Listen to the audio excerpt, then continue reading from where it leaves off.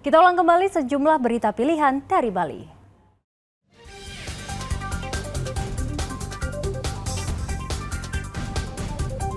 Warga di daerah Tandus, Karangasem mulai kesulitan air bersih.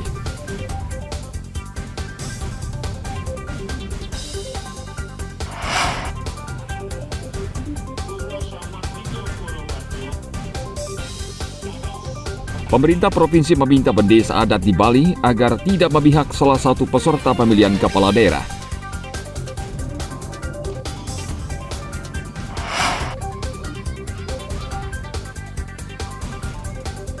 Sejumlah sekolah di Karangasem mulai tanggal 1 Agustus menerapkan program sekolah 5 hari.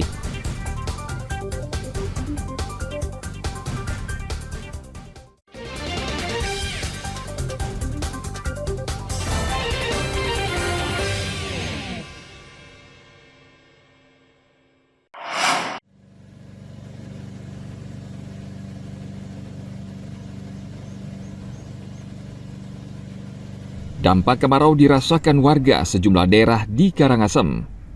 Warga mulai kesulitan air bersih, khususnya mereka yang tinggal di wilayah Tandus karena sumber mata air mengering. Untuk mengatasi kondisi ini, BPBD Karangasem dan BPBD Provinsi Bali memberikan bantuan air bersih yang dilakukan sejak awal Agustus lalu. Setiap hari secara terjadwal, air bersih didistribusikan ke sejumlah wilayah di Kecamatan Kubu, salah satunya di Banjar Cut-Cut. Air bersih ditampung dalam cubang komunal di dusun, dan selanjutnya sekitar 120 kepala keluarga bisa memanfaatkan air bersih untuk kebutuhan sehari-hari. Untuk pergerakan distribusi air bersih untuk hari ini, perintah dari atasan, satu Banjar Dinas yaitu Banjar Dinas Cucut, Perbekalan Ban, Kecamatan Kubu. Pemanfaat air yang 5.000 liter ini diperuntukkan untuk 127 kakak. Berarti saat ini sudah permintaan air sudah mulai banyak Pak ya dari masyarakat Pak ya? Ya, untuk permintaan air khususnya di Kecamatan Kubu kita mulai per 1 Agustus. Berarti ini hari ketiga. Sudah ada jadwalnya Pak ya? Iya, sudah ada terjadwalkan. Hingga pertengahan Agustus mendatang, sudah ada 16 dusun di Kecamatan Kubu yang mengajukan permintaan bantuan air bersih. Bagi yang belum, BPBD Karangasem menghimbau kepala dusun maupun berbekal untuk segera mengajukan surat permohonan dan pihaknya akan segera memproses dan menjadwalkan pengiriman bantuan air bersih. Tim Liputan melaporkan dari Kabupaten Karangasem.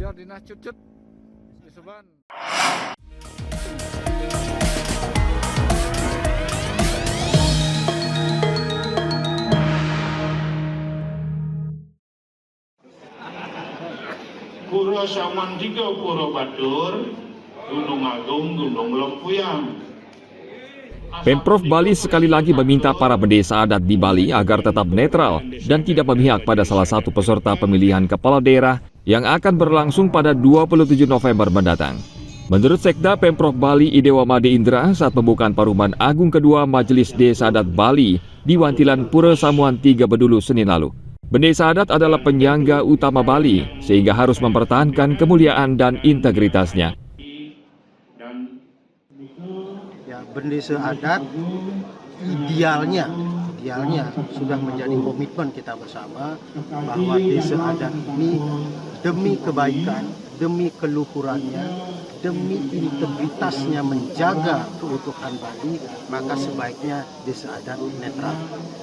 Tetapi netral ini bukan berarti tidak punya hak politik ya. Hak politik tetap punya, tapi sama dengan kami birokrasi, gunakan hak politik itu di TPS.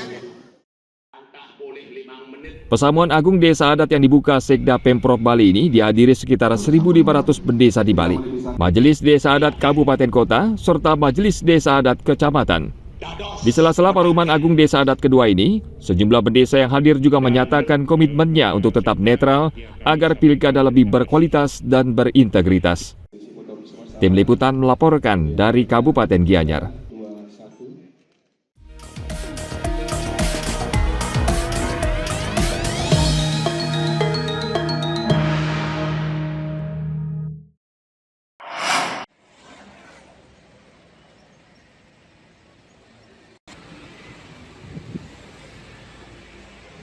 Perayaan Hari Kemerdekaan masih beberapa pekan lagi. Akan tetapi, pedagang bendera musiman mulai marak menjajakan bendera berbagai ukuran di Kabupaten Badung. Seperti di Jalan Raya Sempi di Badung, para pedagang bendera mulai ramai. Bendera yang mereka jual harganya bervariasi, mulai dari Rp5.000 hingga Rp300.000 per buah. Mudah-mudahan laris ya, habis juga bendera yang kami bawa ke sini. Macam-macam, lihat-lihat kebesarannya, lihat-lihat besarnya ya. Dari ukuran terkecil berapa, Pak? Ya yang paling kecil ya harga Rp5.000 buat sepeda motor. Yang paling besar? Paling besar 2 kali 3 kali 4,5. Itu harganya sekitar 300-an. Permintaannya banyak pertama dari para pedagang yang jualan di jalan seperti ini, juga ada di toko dan kantor-kantor juga.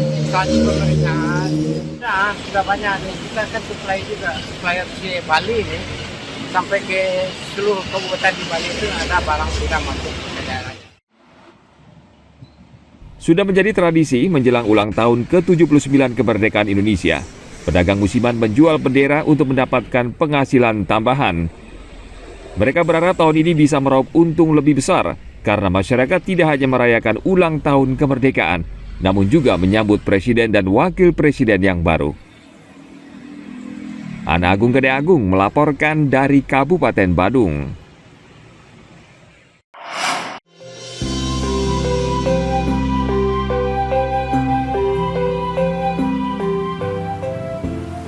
Pantai Matahari Terbit Sanur dikenal dengan pemandangan alamnya yang indah. Selain menikmati suasana pantai, wisatawan yang datang juga bisa mencoba aneka kuliner. Salah satunya adalah kuliner sup kepala ikan dan ikan goreng. Sup kepala ikan yang disajikan diracik dengan bumbu genap khas Bali. Sementara ikan goreng ditemani sambal terasi dengan cita rasa khas. Seporsi sup, ikan goreng, dan nasi dijual seharga Rp35.000.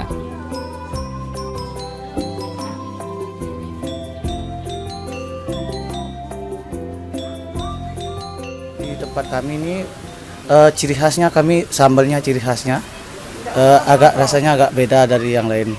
Itu yang membuat ciri khas kami beda dari di tempat lain. Kadang bumbu supnya itu beda juga. Itu aja sih yang membedakan. Ya kalau di sini pakai bumbu genap Bali, campuran tuh ada semua rempah-rempah begininya tuh kayak kunyit itu semua ada campurannya tuh. Bedakan sambalnya cuma dirasa sih, tapi sambal kita agak pedas sih, bisa dibilang agak pedas. Ya. Maka itu yang membuat orang suka dengan sambal kami. Rasanya sih enak. Beda sih ya sama yang lain, terus ikannya nggak terlalu bau amis. Kan biasanya kalau sup kepala ikan tuh kan kadang kalau orang nggak pinter masak tuh kan pasti amis loh. Kalau ini nggak. Kalau harganya terjangkau sih menurut saya, terus kalau tempatnya juga bagus karena langsung view pantai ya, itu yang bikin enak sih makan di sini.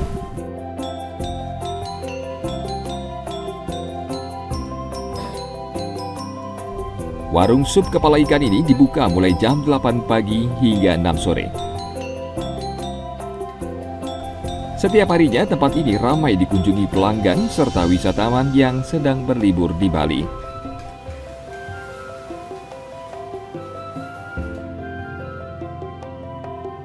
Dayu Tri Laksmi melaporkan dari Kota Denpasar.